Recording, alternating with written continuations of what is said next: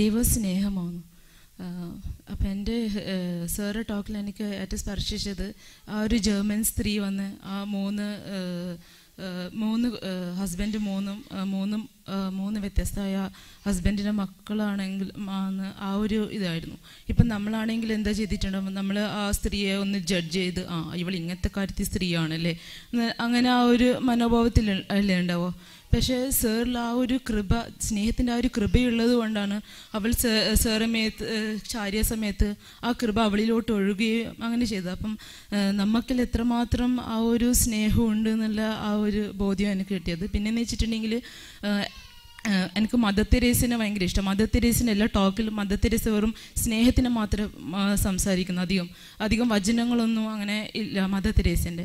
അപ്പം എന്ത് ഭാഷ വരും എന്ത് വരങ്ങളുണ്ടെങ്കിലും നമുക്ക് സ്നേഹമില്ലെങ്കിൽ നമുക്ക് എന്തുണ്ടായിട്ട് ഒരു കാര്യമില്ല എന്നുള്ള ഒരു ബോധ്യം കിട്ടി.